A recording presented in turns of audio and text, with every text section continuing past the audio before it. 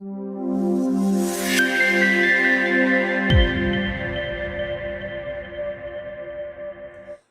My dear friends and my lovely babies, कैसे हैं आप सब। आई होप आप सभी बहुत अच्छे होंगे। आज की हमारी कहानी का टॉपिक है दुष्ट बाज और तोता। आइए सुनते हैं ये मज़ेदार कहानी। ये कहानी है सुंदरवन जंगल की, जहाँ पर दो बाज भाई रहा करते थे, सोनू और मोनू। वो दोनों सगे भाई थे और सोनू तो बहुत ही गंदा था और मोनू बहुत अच्छा। सोनू कोई भी चीज़ लेने के लिए पक्षियों को मार दिया करता और मोनू वही काम बहुत प्यार और सरल तरीके से करता। ए चिड़िया, मुझे अपना दाना दे, नहीं तो मैं तुझे खा जाऊंगा। अरे वाह, ये क्या बदतमीजी है। मैं अपना खाना तुम्हें क्यों दूं? मैं इसे लेकर आई हूँ, तुम खुद अपने लिए खाना लेकर आओ। सोनू उसकी बात सुनकर गुस्से में आ जाता है और उस चिड़िया को मार देता है। वहीं उसी समय उसका भाई मोनू आ जाता है और वो ये सब देख लेता है और वह आकर सोनू से चिड़िया के छोटे बच्चों को बचा लेता है। अरे तू कितना निर्दयी है। तू एक पक्षी को मारकर खा रहा है और अब उसके मासूम बच्चों को भी खाने वाला था। तू तो बड़ा ही पत्थर दिल है। चुप कर, मुझे प्रवचन मत दे, समझा? चल भाग यहाँ से। वो दोनों जंगल की एक गुफा के अंदर रहा करते थे। मोनू हमेशा सब पक्षियों की मदद किया करता और वहीं सोनू उन पक्षियों को मारता रहता और परेशान करता। एक दिन की बात है, सोनू एक पेड़ से होकर गुजर रहा था। वहीं उसे कुछ रोने की आवाज़ आई तो वो जाकर उस पेड़ पर बैठ गया। फिर उसने पेड़ से पूछा, अरे आप क्यों रो रहे हो? क्या हुआ? वो सामने पेड़ देख रहे हो, वो मेरी ही जड़ से पनपा है। आज उसे किसी ने तीर मार दिया। मुझे बहुत दर्द हो रहा है, तुम उस तीर को निकाल दो। मैं तुम्हारा काम क्यों करूं? मैं भला तीर क्यों निकालूं? नहीं, मैं तुम्हारा कोई काम नहीं करूंगा। निकाल दो बाज बेटा, मैं तुम्हारा बहुत शुक्रगुजार रहूँगा। फिर तुम मेरी कभी भी मदद ले लेना। सोनू बाज बिना कुछ बोले वहाँ से उड़कर चला जाता है और पेड़ की मदद नहीं करता। फिर कुछ देर के बाद पीछे से मोनू बाज वहाँ आ जाता है और तब भी पेड़ रो रहा होता है।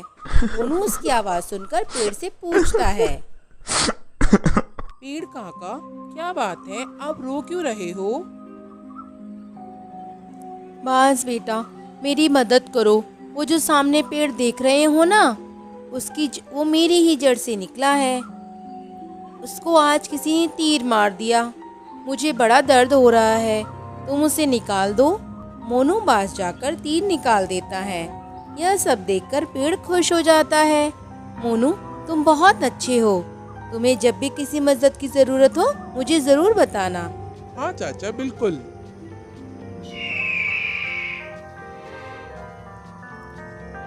उस जंगल में सबको खाना तोते राजा के राज्य से मिलता था, इसीलिए तोते को सब बहुत मानते थे। फिर सोनू अपना खाना खाकर और दूसरों का भी खाना छीन लिया करता, इसलिए उसकी शिकायत सारे पक्षी तोते के पास किया करते। एक दिन की बात है, सोनू, मुझे तुम्हारी बहुत शिकायतें मिल रही हैं। अब मैं इन सब से बहुत तंग आ चुका हूँ। तुम्हारी सज़ा ये है, तुम एकांत गुफा में रहोगे और तुम्हें कोई खाना नहीं मिलेगा। अगर तुमने किसी पक्षी को अपना खाना बनाया तो तुम्हें बहुत कड़ी सज़ा मिलेगी। सोनू फिर तोते के आदेश के अनुसार गुफा में अकेले रहने लगता है। ऐसे ही 5-6 दिन बीत जाते हैं और सोनू को फिर बहुत भूख लगती है।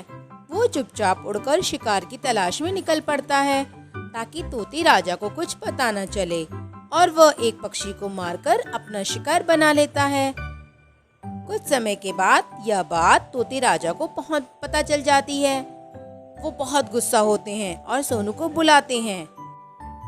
सोनू, तुम्हारी हिम्मत कैसे हुई मेरे आदेश के खिलाफ जाने की? अब तुम्हारी सज़ा और बढ़ा दी जाएगी। अब बहुत हो चुका है, हम बहुत थक चुके हैं तुम्हारी शिकायतें सुन सुनकर। अब तुम्हारे साथ भी वैसा ही होगा जैसा तुम सबके साथ करते हो। तुम्हें बहुत शौक है ना सबकी जान लेने का। अब आज हम तुम्हारी बलि चढ़ाएंगे। तोते की बात सुनकर सोनू बहुत डर जाता है। नहीं नहीं तोते राजा, नहीं नहीं, मुझे माफ कर दें, मैं आगे से ऐसा कुछ नहीं करूँगा। नहीं, तुम्हें मैंने बहुत सावधान किया है पर तुम नहीं माने। आज तुम्हें पता चल ही जाएगा कि एक राजा में कितनी ताकत होती है।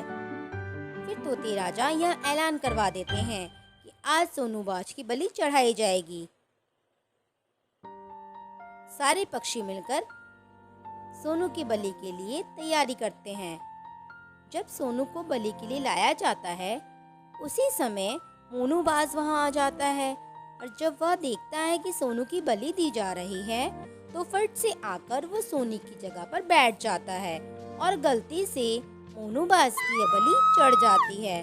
और सोनू यह देखकर हैरान हो जाता है कि उसे तो कुछ भी नहीं हुआ। फिर वो देखता है कि उसकी जगह पर उसके भाई की बलि चढ़ गई। उसे बड़ा दुख होता है और वो बहुत रोता है।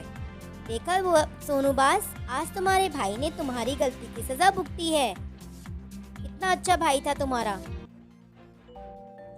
सोनू को बहुत अफसोस होता है। वो बहुत रोता है और कुछ बोल भी नहीं पाता और सदमे में आ जाता है। वह वापस अपनी गुफा में जाकर रहने लगता है। वहाँ जाकर वो अपने भाई को याद करता है कि किस तरह वो साथ साथ खेलते थे, खाते थे और घूमते थे।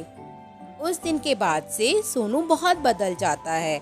वो सभी पक्षियों की मदद करता, उन्हें कोई नुकसान नहीं पहुंचाता, क्योंकि अब उसे समझ आ गया था कि जब किसी बेगुनाह की जान जाती है तो कितना दुख होता है, क्योंकि वो भी किसी को जान से प्यारा होता है, किसी का सगा होता है, उसका भी परिवार होता है। तो दोस्तों, इस कहानी से हमें यह सीख मिलती है कि हमें कभी भी इतना बुरा नहीं होना चाहिए कि हमारी बुराई की वजह से किसी और को नुकसान हो।